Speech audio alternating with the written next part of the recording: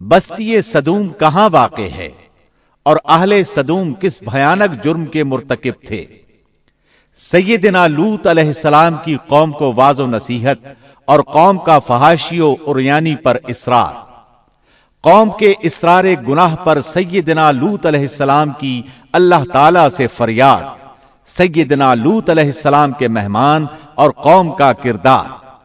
اللہ تعالی کی طرف سے سیدنا لوط علیہ السلام اور اہل ایمان کو بستی صدوم چھوڑنے کا حکم۔ اہل صدوم کن کن عذابوں سے دوچار ہوئے، مفصل و جامع تذکرہ۔ تو آئیے سنتے ہیں دارالسلام اسٹوڈیو لاہور پاکستان سے قصص الانبیاء کا 8واں حصہ، بدترین لوگ۔ پیشکش محمد طارق شاہد۔ یہ ذکر پہلے آ چکا ہے کہ لوط علیہ السلام سیدنا ابراہیم علیہ السلام کے بھتیجے تھے۔ سیدنا لوط علیہ السلام کے باپ کا نام ہاران تھا، جو تارخ یعنی آزر کے بیٹے تھے۔ اللہ تعالی نے لوط علیہ السلام کا پورے قرآن میں 27 بار ذکر کیا ہے۔ یہ ذکر 14 سورتوں میں متفرق مقام پر آیا ہے۔ آپ کا والد آپ کے بچپن ہی میں فوت ہو گیا تھا، اس لیے آپ نے اپنے دادا آزر کے گھر اپنے چچا ابراہیم علیہ السلام کے ہاں پرورش پائی۔ یہی وجہ ہے کہ ابراہیم علیہ السلام کو ان سے بے حد محبت تھی۔ جس وقت پوری قوم سیدنا ابراہیم علیہ السلام کے خلاف اٹھ کھڑی ہوئی اور انہیں آگ میں ڈالا گیا، اس کٹھن وقت میں صرف لوط علیہ السلام ہی وہ شخصیت تھے جو آپ پر ایمان لا چکے تھے، جیسا کہ اللہ تعالی نے فرمایا فآمن له لوط، ان پر لوط ایمان لے آئے۔ پھر جب ابراہیم علیہ السلام نے ہجرت کی تو لوط علیہ السلام نے بھی ان کے ساتھ ہجرت کی۔ اللہ تعالیٰ فرماتے ہیں وقال انی مہاجر الی ربی انہ هو العزیز الحکیم، اور کہنے لگے کہ میں اپنے رب کی طرف ہجرت کرنے والا ہوں، وہ بڑا ہی غالب اور حکیم ہے۔ اس سے پہلے ہم ذکر کر آئے ہیں کہ جب ابراہیم علیہ السلام مصر سے فلسطین واپس چلے گئے تو آپ نے اپنے بھتیجے لوط کو صدوم بستی کی طرف بھیج دیا۔ یہ بحر مردار کے پاس ایک بستی تھی، تجارتی مرکز اور مسافروں کے لیے آرام کی جگہ تھی۔ یہ کافر قوم تھی، ان میں ایک بھی مومن نہیں تھا۔ اللہ تعالیٰ فرماتے ہیں فأخرجنا من كان فيها من المؤمنين فما وجدنا فيها غير بيت من المسلمين، پس جتنے ایماندار وہاں تھے ہم نے انہیں نکال لیا، اور ہم نے وہاں مسلمانوں کا صرف ایک ہی گھر پایا۔ یہ سب لوگ کافر تھے، لوگوں میں سب سے زیادہ فاسق اور فاجر تھے۔ ان لوگوں نے ایسی برائیاں ایجاد کی کہ ان سے پہلے کائنات میں کسی نے نہ کی تھیں۔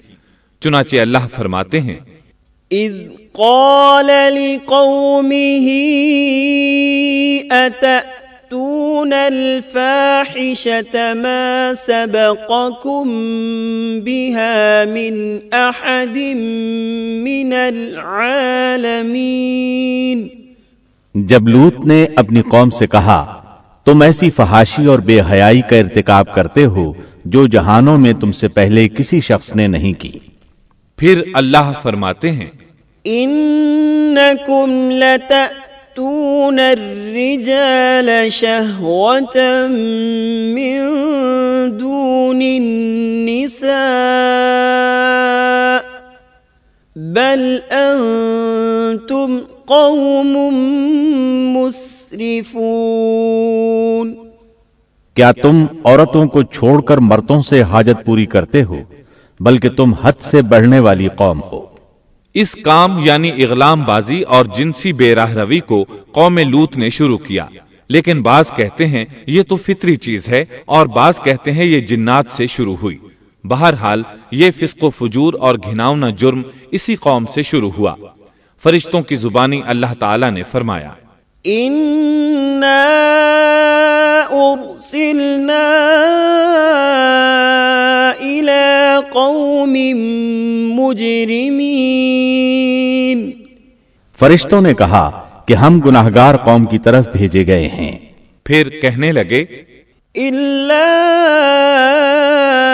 آل لوط إنا لمنجوهم أجمعين إلا امرأته قدرنا إنها لمن الغابرين. مگر خاندان لوط کہ ہم ان سب کو تو ضرور بچا لیں گے سوائے اس کی بیوی کے کہ ہم نے اسے رکنے اور باقی رہ جانے والوں میں مقرر کر دیا ہے. اسی طرح لوط علیہ السلام نے ان سے کہا أتأتون الذكران من العالمين وتذرون ما خلق لكم ربكم من أزواجكم بل أنتم قوم عادون. کیا تم جہان والوں میں سے مردوں کے ساتھ شہوت رانی کرتے ہو اور تمہاری جن عورتوں کو اللہ نے تمہارا جوڑ بنایا ہے ان کو چھوڑ دیتے ہو بلکہ تم ہو ہی حد سے گزر جانے والے. اللہ تعالیٰ نے قرآن میں کتنے ہی مقامات پر اس گناہ کی برائی اور قباحت بیان فرمائی ہے، اس لیے کہ یہ نہایت سنگین اور گھناؤنا جرم ہے. اللہ تعالیٰ فرماتے ہیں وَلُوطًا إِذْ قَالَ لِقَوْمِهِ أَتَأْتُونَ الْفَاحِشَةَ وَأَنْتُمْ تُبْصِرُونَ أَإِنَّكُمْ لَتَأْتُونَ الرِّجَالَ شَهْوَةً مِّن دُونِ النِّسَاءِ بل انتم قوم تجہلون. اور لوط کا ذکر کر جبکہ اس نے اپنی قوم سے کہا کہ کیا باوجود دیکھنے بھالنے کے پھر بھی تم بدکاری کرتے ہو؟ یہ کیا بات ہے کہ تم عورتوں کو چھوڑ کر مردوں کے پاس شہوت سے آتے ہو؟ حق یہ ہے کہ تم بڑی ہی نادانی کر رہے ہو. اللہ تعالیٰ نے اس قوم کی قبیح خصلتوں کا جتنا ذکر کیا ہے کسی اور قوم کا نہیں کیا. انہیں کافر، مجرم، جاہل اور حد سے بڑھنے والا کہا گیا، کہیں فضول خرچی کرنے والے اور فاسق کہا گیا. یہ تمام برائیاں ان میں موجود تھیں. اللہ تعالیٰ فرماتے ہیں وَلُوطًا إِذْ قَالَ لِقَوْمِهِ إِنَّكُمْ لَتَأْتُونَ الْفَاحِشَةَ مَا سَبَقَكُمْ بِهَا مِنْ أَحَدٍ مِّنَ الْعَالَمِينَ أَإِنَّكُمْ لَتَأْتُونَ الرِّجَالَ وَتَقْطَعُونَ السَّبِيلَ وَتَأْتُونَ فِي نَادِيكُمُ الْمُنكَرَ. اور لوط کو یاد کرو جب انہوں نے اپنی قوم سے کہا تم ایسی فحاشی کرتے ہو کہ تم سے پہلے کسی جہاں والے نے نہیں کی. کیا تم مردوں کے پاس بدفعلی کے لیے آتے ہو اور راستوں میں ڈاکے ڈالتے ہو اور مجالس میں نہایت برے کام کرتے ہو؟ یہ لوگ اس قدر خبیث تھے کہ بھری مجلس میں برے برے کام کرتے تھے. مثلا سب کی موجودگی میں زوردار آواز کے ساتھ ہوا خارج کرتے، پھر اپنی اس حرکت پر ہنستے. غرض یہ کہ برائی کی تمام تر صفات ان میں موجود تھیں. لوط علیہ السلام پھر بھی انہیں سمجھاتے رہے لیکن وہ جھٹلاتے ہی رہے. اللہ تعالیٰ فرماتے ہیں كذبت قوم لوط المرسلين إذ قال لهم أخوهم لوط ألا تتقون إني لكم رسول أمين فاتقوا الله وأطيعون وما أسألكم عليه من أجر إن أجري إلا على رب العالمين. قوم لوط نے پیغمبروں کو جھٹلایا جبکہ ان کے بھائی لوط نے ان سے کہا کہ تم اللہ کا خوف نہیں رکھتے. میں بلا شبہ تمہاری طرف امانت والا پیغمبر ہوں. البتہ اللہ سے ڈرو اور میری اطاعت کرو، اور اس کام پر میں تم سے کوئی اجرت اور مزدوری نہیں چاہتا، میرا اجر تو صرف اور صرف جہانوں کو پالنے والے کے ذمے ہے۔